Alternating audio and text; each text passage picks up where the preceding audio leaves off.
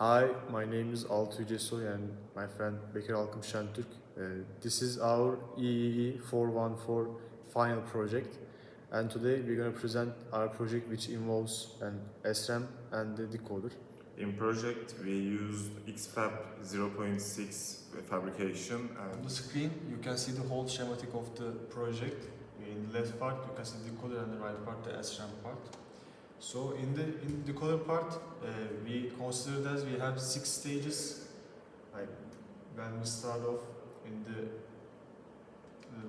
at the very end, we consider the first stage as the SRAM cells, the second stage as the inverter gate, which also works with the sleep PMOS transistor.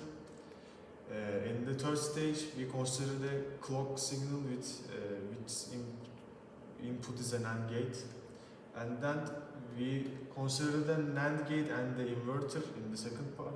In the fourth and fifth stages, at the last stage, we consider the address inputs and their inverters. So how the decoder works is we have 3 address inputs.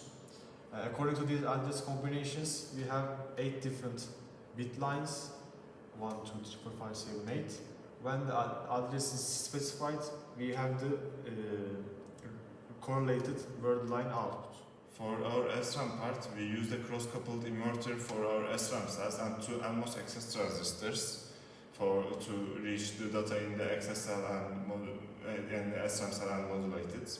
For our bit line and bit line bars, we are using a different phased clock to drive the bit line and bit line bars to precharge them, and use SRAM cells to write and use access transistors to write and read the data in the SRAM cells.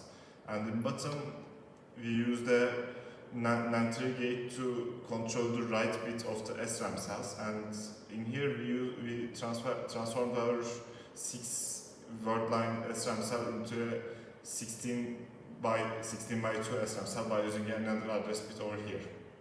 Also over here, in the bottom for the write signal, we are using the clock signal of the decoder to make the write output as synced with the decoder. On the screen, you can see the whole project layout. In the left part, also decoder, right part, SRAM cells. In the left part, we implemented the layout and connected VDD ground by the common. And in the upper part, you can see the address inverters. We also keep the address and address inverters as a different polysilicons in order to implement the SRAM cell more easily. And by changing the transistors places with A and A bar, address and address bar, it helped to us in order to have the desired combinations to have the word outputs. For our SRAM cells, we used a thin cell design we saw our book, and we used metal 2-layer in a horizontal way to spread the word lines to our SRAM cells, the access transistors, and vertical lines will become the ground and VDD lines of our SRAM cell. And at the bottom, we implemented our NAND gate vertically as well to reach our write and read signals. And our clock precharging, we use metal 3 line to access our precharging transistors at the bottom side of the SRAM cell.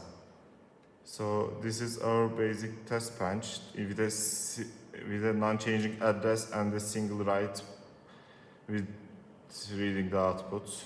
And if we change to our output graphs, you can see that we have non-overlap clocks which have less than 50% duty cycles. We have write input which is synced with the clock 1, and we are giving the input which is synced with the write. At the bottom, word 7 is showing the decoder is working with no problem. So when it's write 1 and clock is 1, we are giving the output as 1 because our input is 1. And when the write is 0, we are in the read mode. And when write is 0 and clock is 1, we are reading what we are giving in the output, both of the data, because we are giving the same input for data 0 and data 1. At the next cycle, when write is 1 and clock is 1, we are giving a 0. In the output, we are also reading a small adjusted 0. When the write is 0, we are in the read mode, and when our write is 0 and clock is 1, we are also reading a 0, which is the input.